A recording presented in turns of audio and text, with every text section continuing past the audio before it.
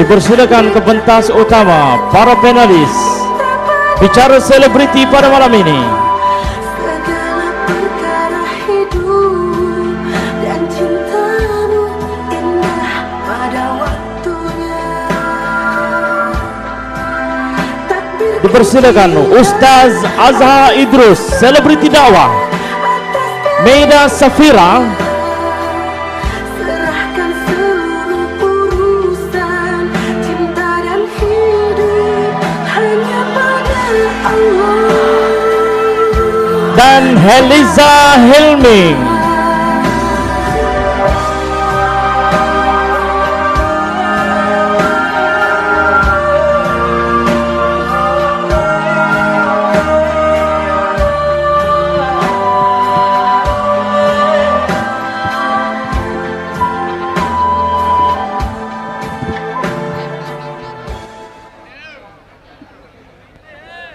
Dipersilakan Ustaz Noah Azariza untuk mengendalikan majlis pada malam ini. Bismillahirrahmanirrahim.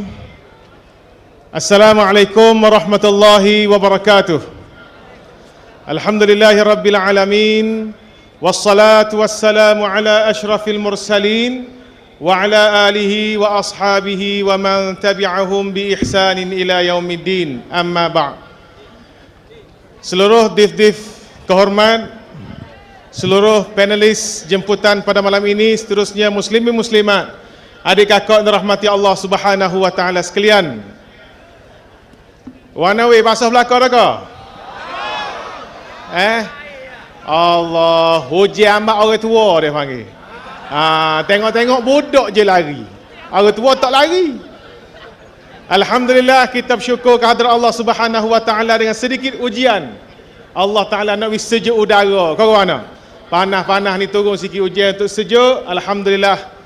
Program pada malam ini adik kakak dapat kita teruskan sebagaimana yang dirancang insya-Allah.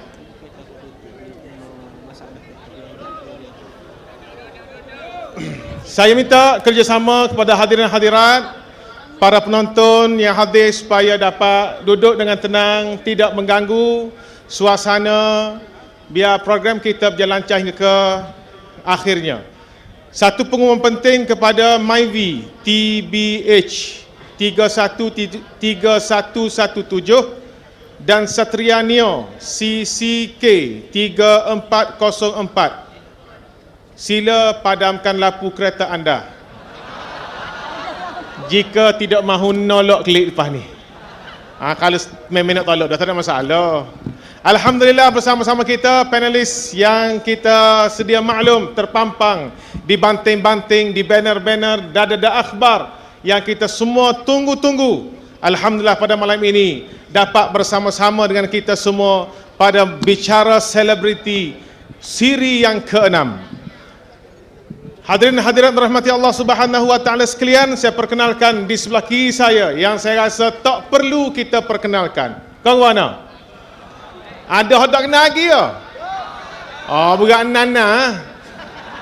Ada kat Cetong, tak kenal Ustaz Azhar, ada kat Cetong. Jadi saya rasa penuh stadium kita pada malam ini dengan hadirnya Al-Fadhil Ustaz Azhar Idrus, selebriti dakwah, pendakwah sejuta ummah yang semakin hari semakin meningkat namanya di bibir-bibir rakyat. Di sebelah kanan saya bagi dua dengan Ambo. Ambo 115, dia 75. Tak siapa pun. Heliza Hilmi, artis Akademi Fantasia musim yang kelima. Sebagaimana kita dapat lihat di kaca TV sekarang berada di hadapan kita. Saya pun kohok debar. Heliza Hilmi insya-Allah bersama-sama dengan kita, sama-sama berasal dari Terengganu. Ustaz Azhar dari Terengganu. Heliza Hilmi juga berasal daripada Terengganu. Dan di hujung sana, cek ke agak-agak, artis ataupun panelis undangan khas kita pada malam ini, saudari Maida Safira, pelakon filem Ketika Cinta Bertasbih.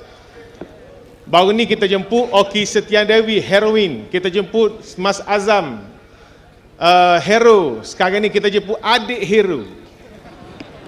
Adik hero pun kira heroin jugalah. Cuma mak hero tu dalam perancangan. Muslim-muslimat dirahmati Allah Subhanahu wa taala sekalian, sedang berlangsung sekarang ini perlawanan bola antara Malaysia dengan Indonesia. Di Stadium Sultan Muhammad Kepak berlangsung juga perlawanan 3 Malaysia, 1 Indonesia.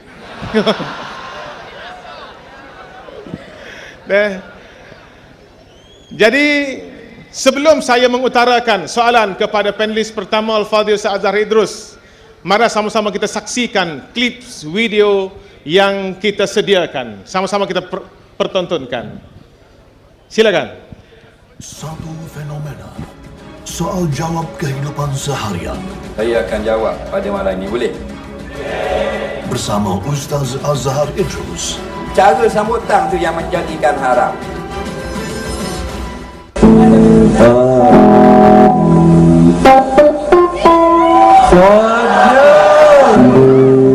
Ustaz Azhar Uksuriu Zizat Tulu Di Suilui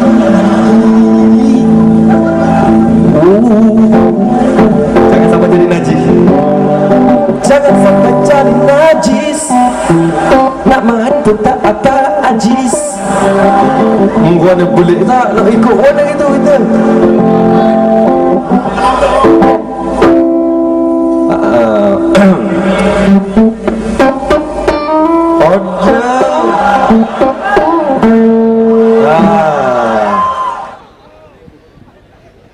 Takbir.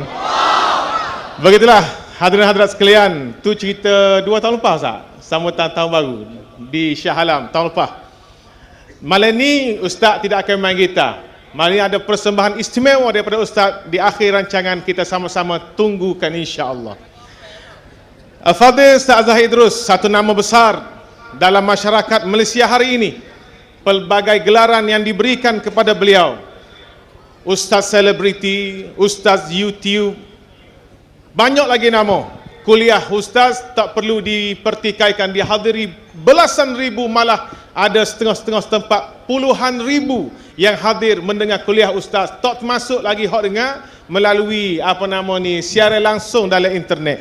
Macam malam ni tak tahu berapa belah ribu hak ada ni, internet lagi ramai orang melihat.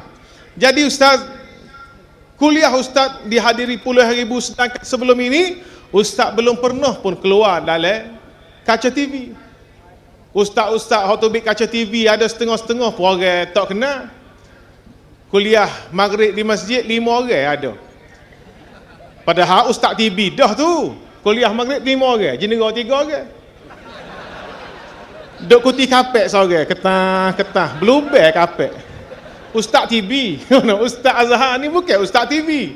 Sehinggalah baru ni 13, 14, 15 dalam rancangan Astro Kemah Keming bersama Ustaz Azhar. Jadi soalan saya Ustaz kepada Ustaz pada malam ni, apa rahsia dan pandangan Ustaz tentang fenomena diri Ustaz ni Ustaz?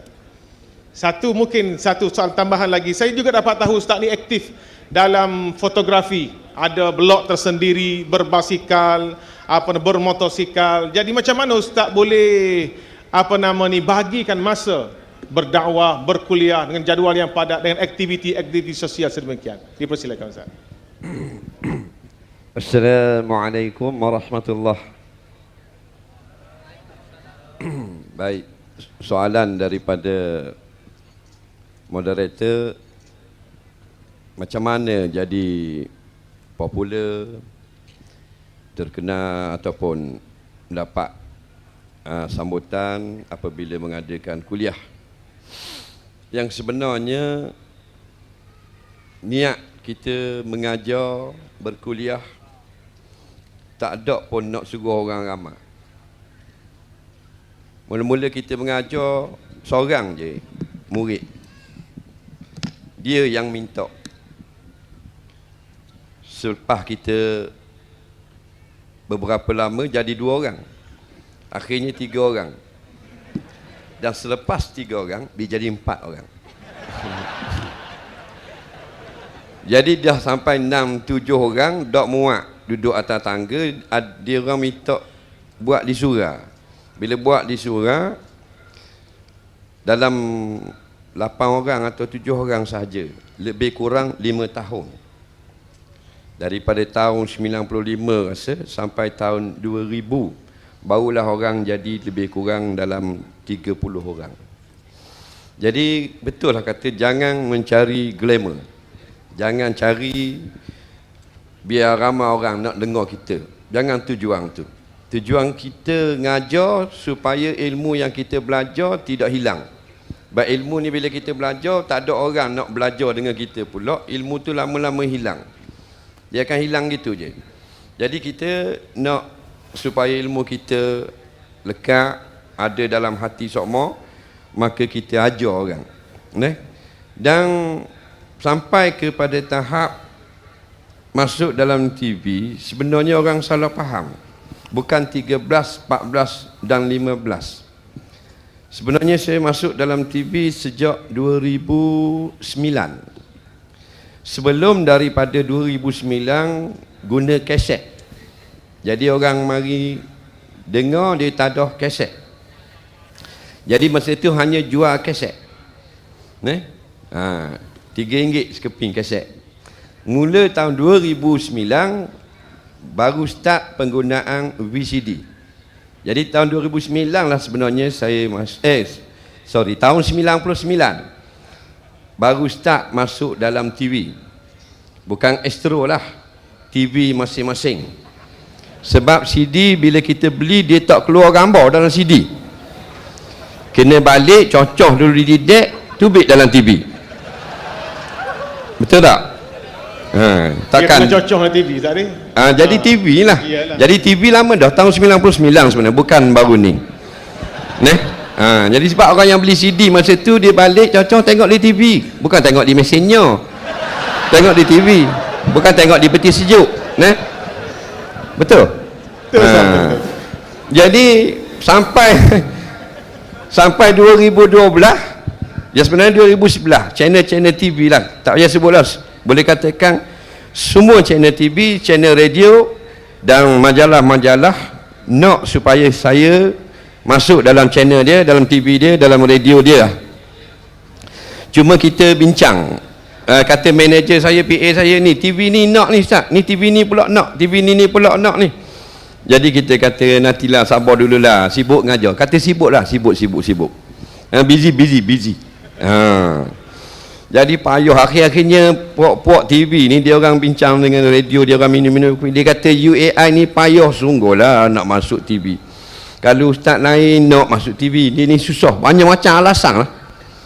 Yang sebenarnya kita malas nak masuk studio tu, main make up muka, nak muka hok lawa dah.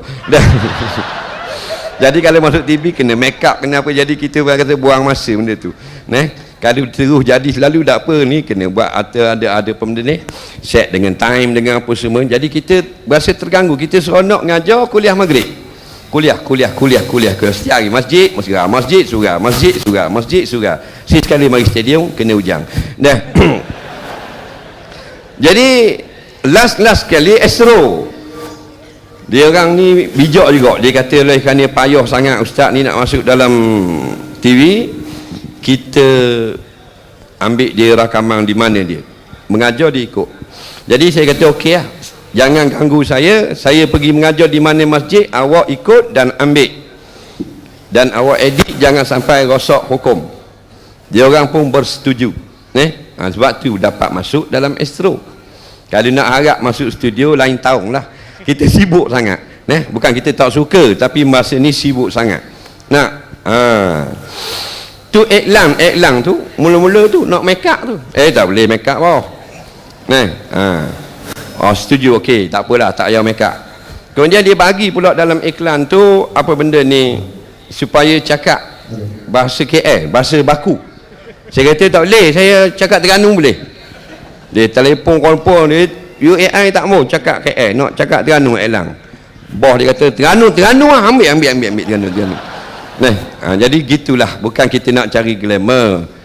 Jadi bukan kita, jangan kata pula ustaz yang masuk TV tu dia cari glamour. Jadi bila kita tidak mencari, kita ikhlas, jadi Allah akan beri kepada kita apa yang kita tidak minta.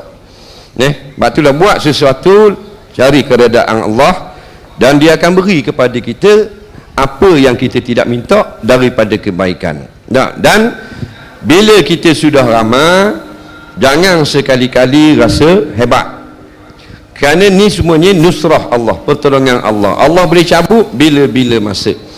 Saya pun tanya budak-budak kenapa mari ramah. Dulu saya menyamar, dia tahun 2010 ramah, 2009 dah saya tak silap, ramah sangat, sampai semua surau yang saya pergi kena pecah, tak muat. Lepas saya pergi sekali kena pecah, kena renovate. Jadi kita masa tu guna email. Jadi email kita menyamar, kita hantar email, kita tanya kenapa minat sangat UAI, dia akan jawab begini, baru kita dapat feedback yang betul. Dia tak tahu kita yang tanya. Dia kata sebab ringkas, orang-orang muda seronok, dan yang penting sekali ustaz jadikan masjid dan surau sebagai pusat hiburan. Jadi betul sungguh, sebab orang muda ni dia suka kehiburan. Orang tua pun suka, ustaz je suka tak? Suka, tapi dia segang. Takkan nak pergi majlis maknanya hak nyanyi-nyanyi itu. Padahal fitrah manusia suka pada hiburan, suka pada muzik, suka pada nyanyi. Jadi orang muda, sebab tu dia pergi sejik Melayu je ngajar. Jadi dia pergi di konsert sedap, tegedung dang style. Seronok. Jadi semangat selalu. Jadi nyakitnya sebenarnya orang muda dia boleh fanatik dengan hiburan, seronok dengan hiburan, mudah terhibur dengan hiburan. Jadi kita tengok silapnya, sepatutnya masjid dan surau adalah tempat berhibur. Jadi bila orang muda tidak terhibur di masjid, sebab tu dia orang tak suka pergi masjid, ngatuk mata. Dah kena molek tu imam, orang muda mari dia pakai luar jin ni jelong, tak ada kain pelekat ke mana? Kawan tu baru nak mari pakai luar jin, dia marah dah. Jadi kita jadikan masjid pusat hiburan. Akhirnya kita tengok sekarang fenomena semua masjid puluhan ribu surau semayang atas jalan. Baru itu di Wakaf Baru, di Kampung Sirih, masjid Kampung Sirih, saya tak tahu, saya tengok dalam gambar dalam Facebook, orang semayang dalam pokok bunga. Dia atas di media ada pokok bunga, rupanya ada orang dalam pokok bunga tu. Tak muat dah atas jalan, dia semayang dalam pokok. Mana ni lah satu maknanya, bila masjid itu sudah jadi pusat hiburan, orang akan pergi, terutama orang muda. Bukan maksud saya jadi pusat hiburan ni kita buat pergi buang musing atau merry go round letak kat masjid, bukan. Maknanya dengan kuliahnya menghiburkan orang, imam baca pun sedap, menghiburkan orang, buat usrah, kemudian buat aktiviti yang orang muda seronok, benda tu di masjid, mereka rasa terhibur, maka ramai-ramai sekarang suka ke masjid. Kemudian jangan masalah-masalah yang rawami, yang pelik-pelik, yang dalam-dalam sangat, kerana ni orang yang baru dengan ilmu, yang nak lebih mendalami, kemudian daripada tu dengan talaki, dengan ibarat-ibarat yang lebih susah. Jadi untuk orang muda, maka berilah persembahan ataupun kupasan-kupasan yang mereka rasa terhibur, tidak tertekan, walaupun mereka rasa gembira, kedapat poin daripada ilmu, daripada hukum. Akhirnya alhamdulillah berjaya. Kita tengok ranking ramai sekarang yang datang ke masjid, terutama anak muda. Kita tak pernah pergi ke Johor, kawasan Batu Pahat dan Muar. Kita pergi pertama kali 15,000 orang, sampai jam jalan, semua kereta polis mari tengok kenapa jam. Akhirnya polis tengok terkejut dan polis bantu untuk selesaikan masalah. Kerana lori balok tengok orang ramai, lori balok slow dan sebagainya. Baik, untuk yang kedua tadi, saya libat dengan fotografi kerana nak tarik orang. Sekarang ini kamera digital murah, 1,000 lebih saja orang sudah boleh beli. Jadi ramai yang gantung kamera digital di tekok, budak sekolah pun boleh beli. Maka ramailah yang ambil gambar. Bila ramai ambil gambar, tak pandai hukum, tak tahu peraturan, keluarlah gambar-gambar yang tidak sepatutnya. Jadi kita nak didik fotografer dengan cara kita libatkan diri dengan fotografi. Maka kita ambil gambar-gambar untuk ajar fotografer bahawasanya gambar yang cantik bukan gambar perempuan buka aurat, bukan perempuan pakai bikini, bukan mesti gambar wajah perempuan. Saya ambil gambar monyet, gambar ayam, gambar lembu, gambar kerbau. Bila orang tengok, orang komen. Sehingga website kita tu sudah sampai 4.100.000 orang komen. Lihat pada gambar saja. Dan ada budak-budak dia buat blog, letak gambar perempuan cantik. Dia ambil gambar perempuan cantik, dia pun letak dalam tu. Hanya dapat lebih kurang 3 orang komen. Jadi kita ambil gambar monyet, gambar beruk, gambar orang tua-tua, model pocik-pocik, 4 juta komen kita dapat. Nak khabar, Islam bukan menghalang hobi ini, tapi ikutlah peraturan. Jadi gitulah. Gitu juga dengan motor, ramai orang guna motor, kita pun beli motor, main motor dengan budak-budak juga. Sambil main-main motor, ada tazkirah. Bila tazkirah, dia rasa menyesal, dia lala, akhirnya dia cari alternatif, pergi dengan ustaz tu, pergi dengan kuliah ni dan seumpamanya. Wallahualam. Terima kasih Fadil Ustaz. Ikhlas. Kunci perjawapan Ustaz tadi ialah ikhlas. Baik, saya nak beralih pada panelis yang kedua. Sebelum tu saya rasa adik kakak mesti heran. Tengok Ustaz Azhar, belakang dia gambar serupa. Tengok Heliza Hilmi, belakang dia pun gambar serupa. Tengok Mida, belakang pun gambar serupa. Tengok pengerusi, apa gambar belakang lain. Tak serupa langsung. Mana? Ni sekadar bidang terjun. Bila sebut terjun, macam terjun parachute lah. Kadang-kadang lekat pokok, jatuh oleh sungai, jatuh celah pokok bunga. Jadi kalau tak lancar majlis, minta maaf sebab hamba ni bidang terjun sahaja. Pada panelis kita yang kedua, seorang pelakon, seorang penyanyi, pengacara, business woman, penulis diary Heliza Hilmi, juga sekarang kalau kita tengok rancangan Rasa Halal Antarabangsa, tengok drama Warkah Cinta di TV Al-Hijrah, kita akan dapat lihat wajah Heliza Hilmi yang cukup masyhur bagi saya. Soalan saya pada Heliza, fenomena sekarang ni fenomena ilmuwan, fenomena ustazah yang sudah menjadi ikon dalam industri hiburan. Ada Fadil Ustaz Azhar Idrus, kita ada Ustaz Bollywood duk menyanyi dengan ustaz. Wak kuliah nyanyi ustaz.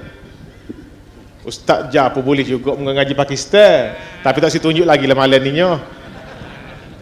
Adakah ini bagi Heliza satu ancaman kepada artis-artis yang sedia ada seperti Heliza? Tengok sudah mengancam ni. Mengancam kepopularitian. Jadi apa komen dari Heliza? Persilakan. Bismillahirrahmanirrahim. Rabbi shrah li sadri wa yassir li amri wahlul 'uqdatam min lisani yafqahu qawli. Alhamdulillah, segala puji bagi Allah. Sesungguhnya aku tidak layak memujimu ya Allah, melainkan Engkau saja. Dan Allah jugalah yang mencampakkan kita hadir pada malam ini dengan taufik, hidayah dan inayahnya. Dan Alhamdulillah, Allah jugalah yang memberi hidayah untuk menggerakkan kita berada di dalam stadium ini dah macam bola sepak dah. Saya terasa macam saya ni pemain bola sepak, cuma tak bawa bola aja sekarang. Sungguh ramai sekali. Dan Allah jugalah yang memberikan tadi sebentar tadi hujan untuk membersihkan udara. Dan sekarang ni kita dah rasa segar sikit. Dan moga-moga insya-Allah hari ini kita dapat perkongsian daripada Ustaz Azhar Idrus daripada Mida. Moga-moga ianya bermanfaat. Al-ilmu an-nafi' insya-Allah. Okey. Berbalik kepada soalan Ustaz tadi teraceh ke tak? Teraceh tu terancam kan? Terancam ke tidak? Terancam juga Sebab siang tadi saya rasa popular dah. Bila mari Ustaz Azhar Idrus terus saya rasa tak popular. Dan saya tahu semua yang datang malam ni semua nak tengok Ustaz Azhar Idrus saja. Betul tak? Kita balik Hamidah. Sedih. Saya tahu siapa diri saya, tapi demo semua tak boleh buat lagu ni. Tak apalah, saya cakap sampai besok. Stay sini tunggu Ustaz subuh baru bagi clear subuh lah pagi besok ya. Sebenarnya fenomena itulah saya kagum lah Ustaz Azhar Idrus ni kan. Dengan ilmunya yang tinggi, lepas tu dia pandai tackle level-level yang tertentu untuk memberikan jawapan. Masuk dalam apa tu? Kemah keming. Boleh makan tak telur penyu? Boleh. Tak boleh kalau tak ada pitih. Mida juga antara orang yang memang saya sangat kaguming ya, berlakon dalam cerita ketika bertasbih gitu. Ya, pastinya banyak tasbih yang lo simpan ya.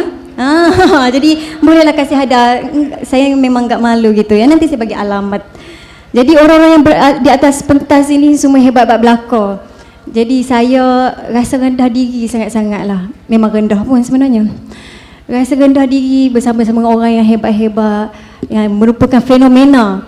Bila kita cakap fenomena ustazah ini menjadi ikon, adakah artis-artis rata terancam? Saya rasa ini satu perkara yang sangat baik. Kenapa? Sekarang ni kita tengok, kalau dulu-dulu kita ada pelakon, ada penyanyi yang mewarnai industri seni. Kalau ada acara-acara agama pun mungkin forum perdana macam tu kan. Tapi sekarang Masya Allah, dengan kehadiran Ustaz Azhar Idrus, kemah kemingnya. Lepas tu ada Ustaz 30 minit Ustaz Don, ada tanyalah Ustaz dan macam-macam lagi. Ini memberi satu kebaikan kepada kami para artis untuk merujuk banyak perkara kepada ustaz-ustaz sini. Dan kita nampak apabila ustaz bersinergi dengan para artis di atas satu pentas, contohnya berforum, saya nampak ia lebih membawa manfaat dan kebaikan insya-Allah. Contohnya macam ustaz dengan Zizang tadi, kan Zizang boleh buat rap, ustaz boleh main gitar, dahsyat. Malam ni buat main gitar ke tak? Trompet. Dahsyat ustaz. Bakat terpendam ustaz. Sebab tu saya rasa bukan terancam ni, rasa mengancam. Maknanya wow, hebatlah kalau ada kemasukan dan kedatangan macam pendatang asing pula. Ustaz-ustaz ni mewarnai dunia-dunia seni kita. Dan saya nampak sebenarnya kebaikan fenomena ini berlaku begini. Ia bukan sahaja memberi kebaikan dari pelbagai sudut. Malah saya nampak kan cikgu-cikgu pun boleh guna juga. Kan biasanya ustaz-ustaz ajar ataupun cikgu-cikgu nak ajar ni, ada adik-adik kita kan. Okey, ni gambar apa? Ayam. Ni gambar apa? Burung. Ni gambar apa? Kucing. Tapi kalau adanya dengan teknik interaktif macam ada lagu-lagu, contohnya macam kok, ayam berkokok, ayam berkepak, ayam ada penyakit. Contoh sekarang ada penyakit. Miau, miau, miau, kucing mengiau, kucing berbulu, kucing ada 4 kaki, bo, lembu mengembul, lembu bertanduk, jangan jadi macam lembu. Contoh dia. Jadi ada moral of the story. Dalam masa tu boleh kita selitkan dengan Arab punya bahasa kan. Saya bukanlah pelajar Arab, bukan sekolah agama. Jadi bila ada lagu-lagu macam wahidun satu, isnani dua, hajarun batu, hisanun kuda, salasatun, arba'atun, jubnun. Jubnun 5 pula. Ustaz betul jubnun 5 Ustaz? Jubnun mentega, syuratun cepat, Masya Allah. Tapi daripada lagu inilah membuatkan macam kita tahu sesuatu interaktif. Belum lagi kalau bab-bab, contohnya kita bukannya nak jadi macam Syekh Arab lah. Sekurang-kurangnya bila kita jumpa seseorang lah, Assalamualaikum, ana enta. Wah, aku cakap apa bahasa Arab tu? Ana enta je daripada awal sampai akhir. Guna bahasa Arab. Dan salah satu yang memang terjadi pada diri saya, Ustaz, ini kebaikan apabila ada yang mengajar saya tentang contohnya doa dipermudahkan urusan. Macam payah sungguh nak hafal kan. Allahumma la sahla, Allahumma la sahla. Macam mana kan? Akhirnya saya fikir macam mana nak hafal kan. Jadi apabila ada gabungan ustaz dan juga artis yang memelodikan, contohnya Allahumma la sahla illa ma ja'altahu sahla wa anta taj'alul huzna iza syikta sahla. Ya Allah, ya Tuhanku, tiada kemudahan kecuali yang Engkau jadikannya mudah. Engkau yang menjadikan kesusahan itu mudah apabila Engkau mengkendakinya. So bila keadaan macam tu, saya rasa institusi pendidikan pun boleh ambil untuk mengajar anak-anak murid. Ataupun dulu kalau ustaz kita ajar doa masuk tandas, hafal tak? Doa masuk tandas. Macam mana orang maksudnya Allahumma inni a'udzubika min khubsi wa khaba'is, semua ada lagunya. Ataupun ada kan Allahumma barik lana fi ma razaqtana wa qina azabannar. Walaupun sumbang sikit, itu teknik sumbang. Jadi ayah berkata bagusnya anak aku ni, lepas ni bolehlah baca doa. Tapi cikgu saya kata lebih afdal lagi kalau ayah yang baca doa. Sekali ayah pucat, dia tak tahu pula baca doa. Jadi fenomena ni saya rasa cukup-cukup baik sekali Ustaz. Bila ramai lagi sebenarnya, kita yang penting matlamat kita beginilah. Yang pertama, untuk kita memperluaskan lagi dakwah-dakwah kita, apatah lagi kami sebagai yang terlibat dalam industri ini, banyak perkara yang kami tidak tahu. Jadi ustaz-ustaz inilah yang menjadi rujukan-rujukan kami untuk kami tengok, okey, ini perkara yang boleh buat, ini perkara yang tidak boleh buat. Sebab especially tentang hukum-hukum fiqh dan sebagainya kan, ini memang bukan kemahiran kami, dan kita sangat seronok lah. Terutamanya bila ada Ustaz Azhar Idrus, memang wah, memang saya dah tak nampak lautan manusia kat sini. Alhamdulillah, wallahu a'lam bisawab. Terima kasih pada Saudari Heliza. Kita tonton klip video tentang Saudari Heliza. Dipersilakan. Dengan ini akan mempersembahkan program Bicara Selebriti siri ke-6. Memahami, mengenali, tiada lagi menyendiri. Kau selalu ada di gelisah, kau berikan rumah.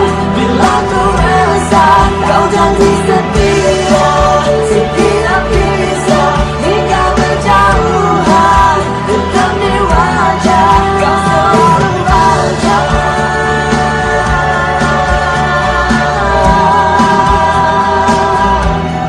Kau janji setia, setiap kisah hingga berjauhan, tetap di wajah.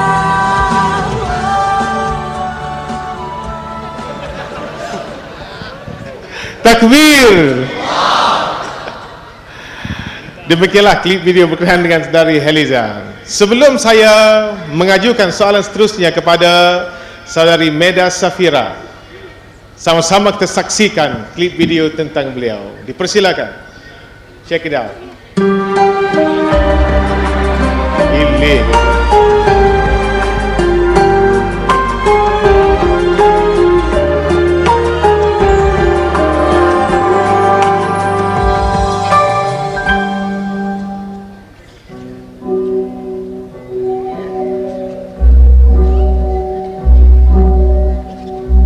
Dalam pandangan Mbak Husna dan Mbak Binti sendiri, sebenarnya cinta itu apa sih?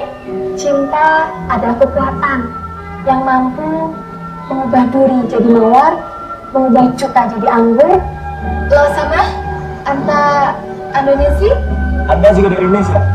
Mengubah sedih jadi riang, mengubah amarah jadi ramah, mengubah musibah jadi menghibur. Itulah cinta.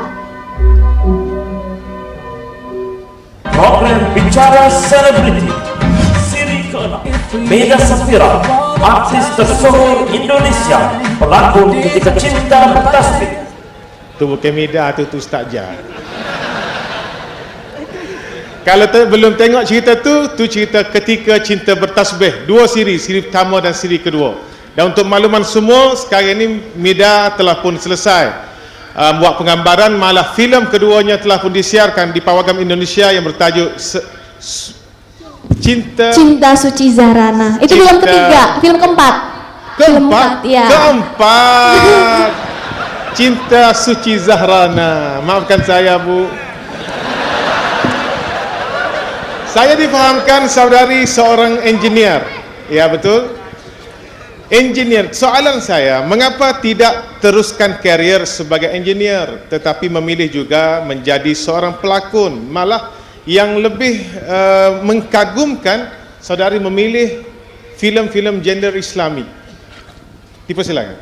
Bismillahirrahmanirrahim. Rabbi shrahli sodri wa yassirli amri wahlul uqdatan min lisani yafqahu qawli. Assalamualaikum warahmatullahi wabarakatuh. Boleh ambo coba kecek kelate sikit saja. Apa kabar adik kakak? Sehat kok? Jawab dong. Sehat? Sehat, alhamdulillah. Segala puji dan syukur kehadirat Allah Subhanahu wa taala karena atas limpahan rahmat dan karunia-Nya serta nikmat iman dan Islam dari Allah, kita semua bisa hadir dalam acara ini yang insya Allah penuh berkah. Yang mudah-mudahan selepas pulang dari sini kita semua bisa bawa ilmu yang bermanfaat untuk kehidupan kita ke depan. Salawat dan salam senantiasa tercurah kepada Rasulullah SAW beserta sahabat dan keluarga beliau, dan mudah-mudahan kita semua di sini menjadi umatnya yang akan mendapatkan syafaatnya di akhirat kelak. Amin ya robbal alamin. Ya, kenapa saya memilih engineering? Karena saya agak-agak sedikit tomboy ya, jadi saya memang sangat suka kebetulan ayah saya memang engineer, jadi mungkin darah itu turun ke saya, sehingga saya lebih memilih pekerjaan yang mungkin banyak didominasi oleh laki-laki. Jadi memang saya enjoy di bidang itu, dan saya pengen memberi kontribusi saya bahwa selain saya bisa berakting, saya juga punya ilmu atau bidang lain yang bisa saya kembangkan, yang bisa bermanfaat, karena sebaik-baiknya manusia adalah yang bermanfaat bagi orang banyak. Sehingga saya ingin coba mengembangkan karir saya tersebut di bidang engineering. Terus kenapa saya tidak melanjutkan? Kebetulan sekarang saya lagi kerja di konsultan perencana bangunan. Jadi saya bikin ada beberapa proyek di luar kota, di Semarang, kemudian di Manado, di Kalimantan. Itu saya buat kawasan, kebetulan saya environmental engineering.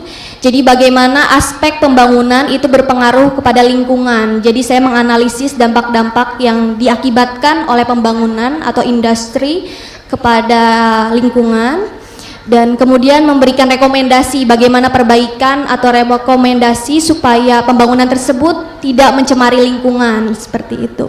Dan saya memang bercita-cita dan punya passion yang sangat besar untuk menjadi lecturer. Karena itu insya Allah mudah-mudahan tahun depan saya bisa melanjutkan kuliah saya lagi, dan cita-cita saya tersebut bisa tercapai. Terima kasih pada saudari Mida Safira. Saya ingin maklumkan sedikit berita ya. Sekarang Malaysia meninggalkan Indonesia 2-0. Saya sedih sekali, saya mau pulang. Minta maaf. Soalan seterusnya saya ingin ajukan pada Fadil Ustaz Azhar. Kalau Ustaz ingatlah, ada baru je. Seorang ustazah tu, malas sebut nama apa dia. Tah bukan toh. Dengan te bukan toh. Ustazah ni dia komen sikit cara penyampaian kuliah ustaz. Dia kata apa ustaz mengajar macam maharaja lawak lah, duk gelak ketawa. Jadi dia macam tak setuju dengan cara ustaz. Sedangkan cara ustaz ni telah mendapat tempat di puluhan ribu hati anak-anak muda. Jadi komen ustaz berkenaan dengan komen ustazah ni. Dipersilakan ustaz. Saya pun baca komen ustazah ni. Dulu masa kita mengaji ada beberapa orang guru. Di antaranya guru yang menghabiskan masa belajarnya 18 tahun di bumi Mesir. 18 tahun, orang lain pergi Mesir 4 tahun, 5 tahun, dia pergi 18 tahun. Kita minta dengan dia talaki, kita belajar kitab talaki ni huruf demi huruf harfiah. Masa tu kitab dia ajar saya kitab, saya minta kitab fiqh sirah Dr. Ramadan Al-Buti, 2 jilid. Dia ini sangat alim dalam bab sirah dan dalam bab lughah.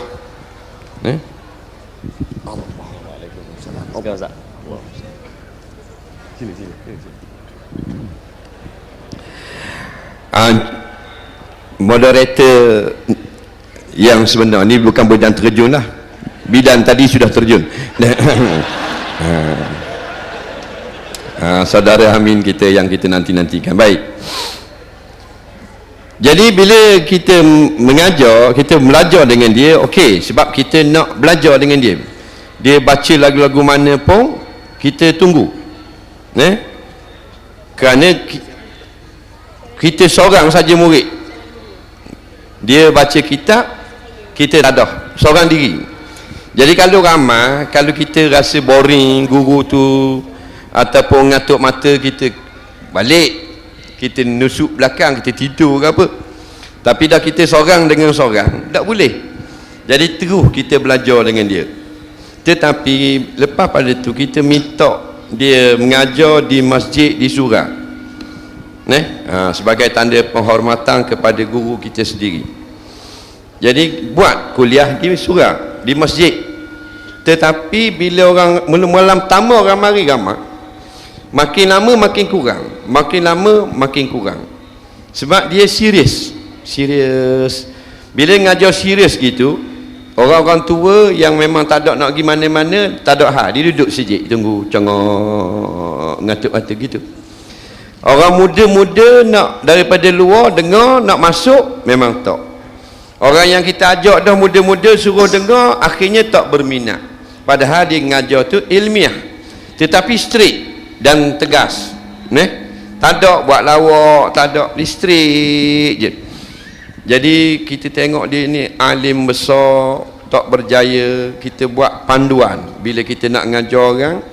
Bukan kita nak kata kelemahan guru kita, tak boleh. Dan ada beberapa orang lagi yang cukup terkenal, tapi bila kita ajak mari di masjid untuk buat kuliah, tak mendapat sambutan daripada orang muda.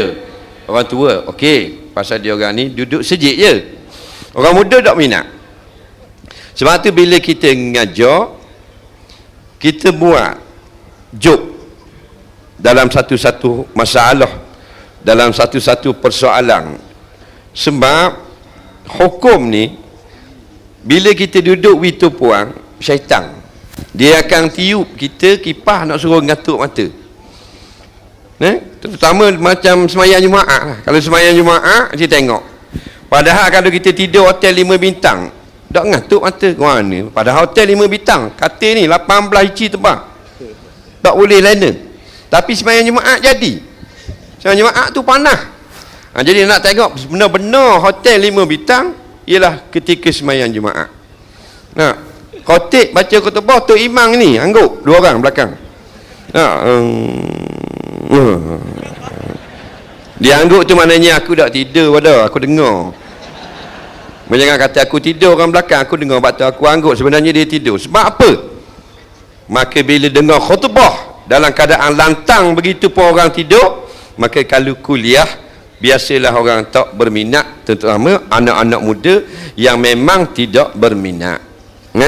Jadi kita selitkanlah dengan joke, buat funny, orang gelak dan sebagainya. Orang pun cerah mata, budak-budak pun seronok.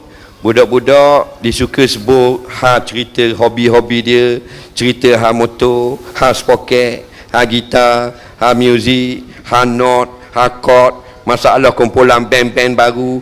Akhirnya budak-budak seronok dengar. Dia ni tahu juga. Jadi contoh, bukan mesti sebut gitu. Jadi bila kita buat joke, apa tujuan dia? Untuk tandingan Raja Lawak bukan. Kalau kita nak masuk Raja Lawak, kita daftar Raja Lawak. Nampak? Tapi bukan. Biarlah dia nak kata kita Raja Lawak, Raja apa pun.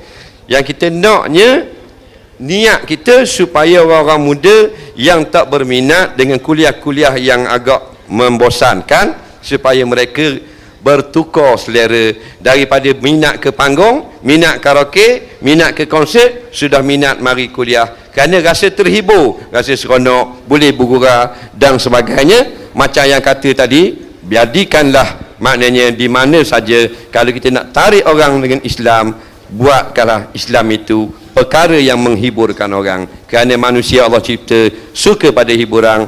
Maka dalam kuliah kita hiburkan mereka dengan sedikit lawak jenaka. Maka bila orang rasa terhibur, masa dia rasa seronok, maka dia akan maintain dan ajak pula kawan dia, ustaz ni seronok, bagus, tak boring. Lepas tu kita tengok penonton yang ramai, Nak Ustaz Don 30 minit ramai mencatatkan penonton.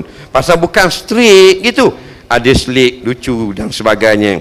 Ustaz yang mengajar Quran budak-budak ni Ustaz apa lupa dah. Ustaz Zamri. Habis ibu bapa minat. Pasal dia berkurang dengan budak-budak. Bukan straight. Kalau straight budak-budak dah minat nak tengok. Nah, Ustaz Bollywood. Dia bukan baca Quran ikut Hindustan, dia baca Quran tu ikut style orang Pakistan. Cuma dia selit ada lagu-lagu Hindustan. Jadi orang pun terhibur. Maka tengok sekarang kalau dia buat kuliah, ramai orang. Sedangkan yang balik Jordan, balik Mesir, Syria yang ngajar 3 orang dengar. Tok Imam, Tok Bila, Tok Siok. JKK. Nah, jadi bila ada orang terhibur, mereka tidak boring dan rasa seronok, dapat hiburan dan dapat hukum. Ada orang kata tak dapat benda, dia dapat ketawa saja. Kalau pergi kuliah UAI tak dapat ilmu, dapat ketawa saja, dapat suka saja. Banyak juga tuduhan seperti itu. Jadi kita tanya orang yang ada di depan kita supaya jawab dengan jujur. Selama ni saya mari kuliah di Kelantan, dapat ketawa ke dapat ilmu juga? Dah. Nah, jadi sebab itulah kita jangan pedulilah dengan kata-kata seperti ini. Tak akan jadi kudih pun pada tangan kita. Cuma kita peringat kata-kata orang tua-tua dulu. Kalau benar, maka kita berhentilah daripada kesalahan kita. Kalau tegurangnya salah, maka biarkan berlalu seperti angin yang lalu di musim tengkujuh. Wallahu alam. Masya Allah, itu dah. Tuan-tuan dan puan-puan, kita bagi tepukan gemuruh untuk Ustaz Azhar Idrus, tuan-tuan dan puan-puan. Baru sapa kecek banyak selalu. Pertama sekali ucap terima kasih pada Ustaz Ja sebab sudi mengganti semeta. Dia jadi super sub semeta saat ni. Kita bagi tepukan untuk Ustaz Ja, tuan-tuan dan puan-puan. Dan ambo ni bukan gapo sebab saat ni live di TV Al-Hijrah untuk cover Perhimpunan Agung sebuah parti politik lah. Ambo tak sebut parti gapo. Yang gibah hepah ke ngorek, ya Allah. Tapi tak apalah, kita doa-doa biar mereka boleh khabar cepat sikit, insya-Allah. Sekian, terima kasih. Dan ambo bawa kereta dari TV Al-Hijrah ke airport Subang dalam masa 25 minit. Besok rekod setakat ni. Tapi tak boleh lawan Ustaz Azhar, dia laju lagi. Tak. Siapa-siapa pramugari hok comel kata minta maaf Encik Amin dah terlepas. Sudah. Tapi sebab terbayar wajah Ustaz Azhar, terbayar wajah Heliza Helmi terbayar pula wajah Nun di sana, Mida Safira, maka jiwaku tetap utuh. Tambah pula ingat kita buat di Stadium Negeri Kelantan, tepat bertapaknya Derek Warrior. Maka ambo beli juga tiket baru, alhamdulillah sampai di Stadium Muhammad ya Kepak. Alhamdulillah. Tepuk saja, takbir lah kata sebutir. Takbir. Tu nak dengarnya. Okey, beralih kepada Heliza Helmi. Ambo lah pula saya. Kita tukar pula dalam bahasa luar pagar. Saya ni setelah alhamdulillah dah 2 tahun berada dalam TV Al-Hijrah, terjebaklah dalam dunia artis. Dan saya melihat sendiri dengan mata kepala saya ramai remaja kandok doa. Allah, kandok doa. Gapo bahasa stand up nak sangat-sangat. Allah, bunyi tak sedap. Nak sangat-sangat jadi artis, nak sangat-sangat popular sampai sanggup berhenti sekolah, berhenti universiti demi untuk menjadi artis. Apa komen Heliza Helmi? Jawab. Nak jawab bahasa Kelantan ke? Boleh juga. Bismillahirrahmanirrahim. Okey, dunia ni diciptakan untuk manusia bergerak menuju ke akhirat. Cahaya diciptakan untuk mata kita melihat. Ilmu diciptakan untuk hati kita melihat. Kalau mata kita buta, kita tak nampak jalan di dunia. Tapi kalau hati kita buta, kita tak akan nampak jalan untuk menuju ke akhirat. Jadi bagi saya jangan kita rasakan keseronokan populariti yang hanya bersifat sederhana itu yang akhirnya mungkin boleh membutakan mata hati kita yang akhirnya kita tidak tahu mana satu jalan untuk menuju ke akhirat. Jadi bila kita nak berhenti sekolah kan untuk mengejar populariti, kita tanya balik diri kita nak populariti sebab apa? Sebab untuk keseronokan diri sendiri ataupun kita nak sumbangkan sesuatu yang boleh memberi manfaat lebih banyak. Dan satu soalan yang saya nak ajukan kepada para panel ke ataupun yang kat depan sini, populariti tu kita kena cari ataupun populariti tu akan datang sendiri sebenarnya? Cik jawab. Populariti tu kita kena cari atau populariti tu akan datang sendiri? Datang sendiri. Kalau saya tengok Amir Idris lah, sahabat saya ni kan, dia ni popular jugalah. Memang popular pun sekarang kan. Tapi kalau kita tengok yang dulu sebelum keluar TV, dia dah ada legasi dia dengan buku-buku dia. Dia ada magnet diri. Dia ada aura tersendiri. Dia banyak puji. Memang puji kan. Saja nak minta. Ada apa-apa ke? Nak suruh belajar makan. Okey, kalau Ustaz Azhar Indra sendiri kan mempunyai ilmu yang sangat tinggi tetapi masih tetap rendah hatinya. Sebab tu orang suka sangat-sangat dengan style Ustaz Azhar Idrus yang sampai saya rasa boleh kalah artis kot Ustaz Azhar Idrus kalau buat ceramah. Artis pun buat ceramah gini. Padahal asalnya Ustaz Azhar Idrus cakap dia tak nak pun cari populariti, tapi populariti itu datang sendiri. Ya Ustaz, tak saya populariti Ustaz. Mula-mula lah. Tapi tak tahu sekarang. Tak apa, Ustaz jawab pas ni. Jadi kalaulah bagi remaja-remaja kan fikirkan untuk kita berhenti sekolah, contohlah kan, kalau aku belajar akaun ke, aku belajar sains ke, akhir nanti aku nak terlibat juga dalam bidang contohnya pengacaraan yang di mana kita tak ambil pun subjek akaun tu masuk dalam bidang contohnya seperti Amir Idris kan. Jadi tak perlulah belajar, berhenti sekolah sampai situ pun tak ada masalah. Dan mungkinlah apabila dia berhenti sekolah dan dia terlibat dalam industri yang popular, contohnya ada dua kemungkinan. Satu kemungkinan mungkin dia tak akan popular sebab bukan senang nak popular macam Ustaz Azhar Idrus dan Ustaz Amin dan juga Meda. Ataupun satu lagi dia popular tetapi dia ada bermusim sampai tahap itu saja. Dan bayangkan kalau satu hari nanti dia tidak popular, akhirnya seorang demi seorang akan tinggalkan dia dan pada ketika itu dia dengan keadaan yang tidak menuntut ilmunya akan dibiarkan begitu, dia akan rasa down. Dan bagaimana dia nak bangkit balik? Sebab baru-baru ni dalam Cinta Ilmu dekat TV Al-Hijrah bersama dengan Syekh Nuruddin, dia menceritakan tentang betapa pentingnya ilmu tu. Dia kata apa? Adakah beza antara orang yang belajar dengan orang yang tak belajar? Dia kata beza dia sungguh banyak sekali.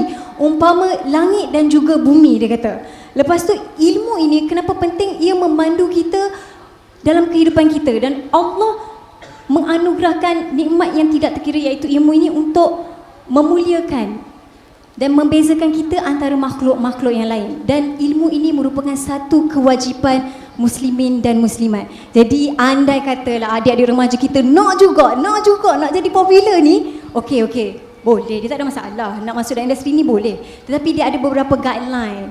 Mungkin Ustaz Azhar Idrus lagi banyaklah guideline dia. Tapi antara yang boleh saya kongsikan bersama-sama sepanjang saya pun berada dalam industri 5 tahun, ada 6 perkara yang perlu kita teliti. Pertama, macam Ustaz Azhar Idrus sebut tadi juga, niat dia jangan nak cari popular mula-mula. Niat kena sampai. Maksudnya niat kena sampai itu adalah niat kerana Allah Ta'ala semata-mata nak berada dalam industri ini untuk memberi lebih banyak manfaat. Itu yang pertama. Keduanya ialah mesti mencari kawan yang betul. Ini sangat penting sebab bila kita berada dalam industri mungkin ada cabaran-cabaran yang mungkin menggugat. Jadi apabila ada kawan ini yang akan tarik balik. Sebab saya teringat satu kisah Nabi Musa. Kisah Nabi Musa ni apabila Allah turunkan wahyu kepada Nabi Musa untuk Nabi Musa berdakwah kepada Firaun, berdakwah secara lembut. Tetapi Nabi Musa ni dia ada problem sikit sebab dia tak berapa fasih bercakap. Sebab waktu kecil-kecil lidahnya terkena bara api. Jadi Nabi Musa kata, boleh ke nak bawa adik dia Nabi Harun? Jadi Allah kata tak apalah, okey, boleh bawa Nabi Harun tetapi dua-dua kena bercakap. Betul kan saya Ustaz? Kalau fakta saya salah ya Ustaz? Kedua kena bercakap. Jadi Nabi Musa dan Nabi Harun ni pergilah bertemu dengan Firaun dan dia mengatakan sesuatu sehingga Firaun pada malam itu tidak boleh tidur sama sekali. Persoalannya, apakah yang telah diperkatakan oleh Nabi Musa dan juga Nabi Harun Nabi Harun sehingga Firaun tidak dapat tidur? Mudah je dicakap ringkas, wahai Firaun, kalau kamu beriman kepada Allah SWT, maka kamu boleh memerintah dunia. Itu saja. Jadi Firaun ni memang sifatnya memang nak memerintah dunia. Jadi fikir dia tak sabar nak tunggu esok hari lepas breakfast dia call penasihat dia, Haman. Bukan nama Haman tu penasihat lah. Dia call, dia kata, apa pendapat kamu tentang perkara ini? Nabi Musa kata, kalau aku beriman kepada Allah, aku bukan rugi apa-apa pun. Jadi aku boleh memerintah dunia. Jadi Haman kata, ni orang kata kena betul-betul pilih kawan daripada nasihat. Nabi kata, takkanlah kerana lemah lembutnya Nabi Musa itu sampai kamu nak terpengaruh, sampai kamu nak sujud kepada Allah sedangkan orang lain sujud kepada kamu. Dan ketika itu Firaun langsung tak jadi. Berubah. Kalau tak, mana tahu kokok sekarang ni Firaun pun dalam golongan Islam kan, wallahualam. Itu yang pertama. Jadi kita kena pilih kawan yang betul kalau nak masuk dalam industri atau di mana-mana saja. Macam mana kita nak tahu kawan kita adalah kawan yang betul? Caranya adalah kita kena tengok kawan kita punya kawan. Kalau kawan kita punya kawan berakhlak baik, insya-Allah kawan kita juga akan membawa kebaikan kepada kita. Itu yang kedua. Ketiganya adalah dengan ilmu. Man arada dunya fa'alaihi bil ilm, man arada al-akhirah fa'alaihi bil ilm, man aradahuma fa'alaihi bil ilm. Maknanya kita nak dunia kena dengan ilmu, nak akhirat kita kena dengan ilmu. Kalau nak kedua-duanya dengan ilmu. Sebab tu saya teringat satu kisah ketika Nabi Muhammad berhijrah daripada kota Mekah ke kota Madinah. Nabi Muhammad ambil orang pakar jalan berilmu tentang jalan untuk clearkan supaya sampai kat Madinah tu tidak ada masalah. Itu betapa pentingnya ilmu. Keempat pula ialah doa. Doa silahul mukmin. Doa itu merupakan senjata orang mukmin, sentiasa berdoa. Yang kelima ialah mujahadah. Sebab kadang-kadang bila kita tidak ada mujahadah dan keazaman yang tertinggi, mungkin kita boleh tergelincir. Macam mana orang Kelantan cakap tergelincir? Glecor. Gelecek bola. Ngolek. Ngolek bola. Ngolek bukan. Gelecek ngolek. Gelecek ngolek tu kan apa? Gelecek lah. Gelecek ngolek. Takut kita tergelecek ngolek. Molek tak saya cakap? Oh, siai molek. Okey, boleh. InsyaAllah. Allahu Akbar. Itu yang kelima. Empat tim Empat. Okey, kelima mujahadah, dan keenam ini kata kunci yang cukup penting sekali dan termasuk saya sendiri ialah syukur. La in syakartum la azidannakum wa la in kafartum inna azabi lasyadid. Kalau kita bersyukur, Allah tambah lagi nikmat. Kalau kita kufur, azab Allah amatlah pedih. Kalau kita tengok, kita tak dapat tengoklah sebab Saidina Umar tak ada, tapi kita singkap lagi kisah-kisah Saidina Umar di mana sampai terbentuk kelopak mata macam berair mata sebab Nabi Saidina Umar ni sentiasa menangis. Menangis kerana dia bersyukur, ya Allah, ya Tuhanku, Engkau memilih aku untuk masuk Islam.